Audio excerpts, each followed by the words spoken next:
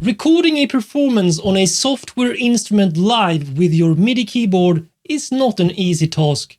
In fact, even if you have decent playing skills on piano or keyboard, it is tricky to get the timing right, not making any mistakes with wrong notes and so on. I have a solution for this, which I personally use a lot for recording chords, arpeggios, ostinatos and so on. Let me show you how. So step 1 is to select the track you are going to record with step input on, and then you right click to create a new empty MIDI region, because you are actually going to be inside the piano roll for this technique to work. So you can double click this or select it and click P to get into the piano roll.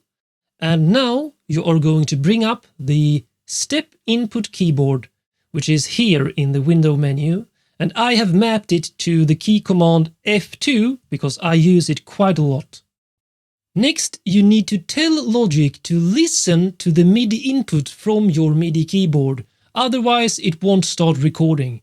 And you do that from this little button up here. So click that, and now the final thing is to make sure the playhead is at the start, because it is actually going to start recording the steps as soon as you press a key now on your MIDI keyboard.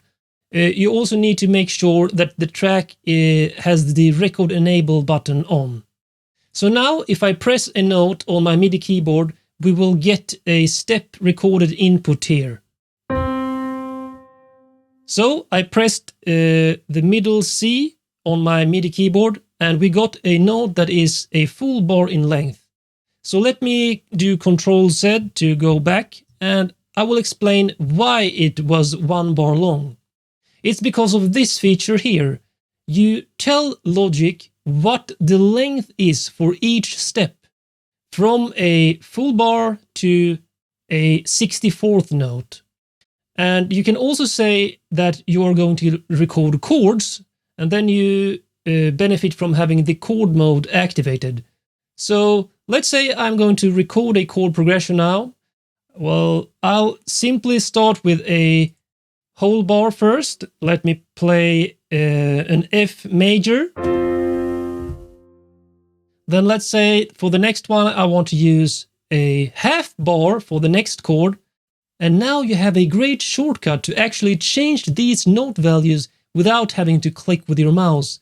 You simply use the numbers on your computer keyboard, either on the standard keyboard part or on your numpad. So 1 is the whole notes, press 2 for the half notes, 3 for quarter notes, and so on. So let's go with 2 for a half bar, and let's do a C major. Let's do a G major next. And let's go up to a F major again, but we are going to use a full bar for that one, so press 1 on your keyboard. And then you simply stop by clicking this button again, so Logic will no longer listen to the MIDI input. So let's close this and listen to how this sounds now.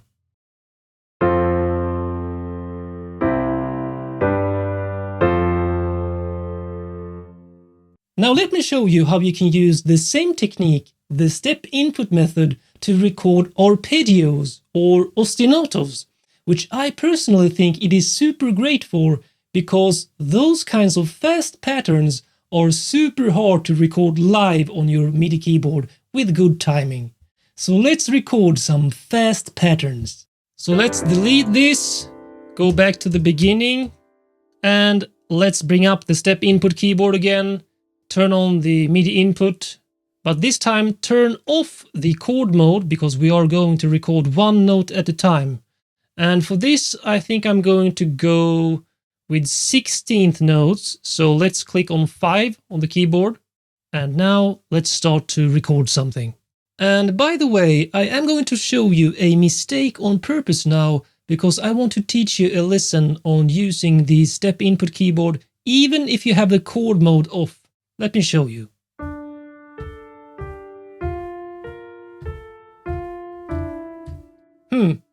Why did it add them as chords even though I had not the chord mode activated?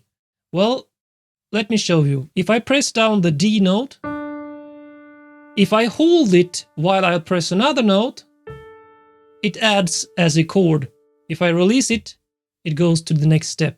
So if you are going to record a single note at a time, press one note, release it, then press the next note,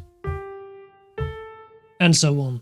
So with that knowledge in mind, I can simply delete this, go back to the beginning, and try to record something using the step input method. Let's go with 16th notes, release, and continue.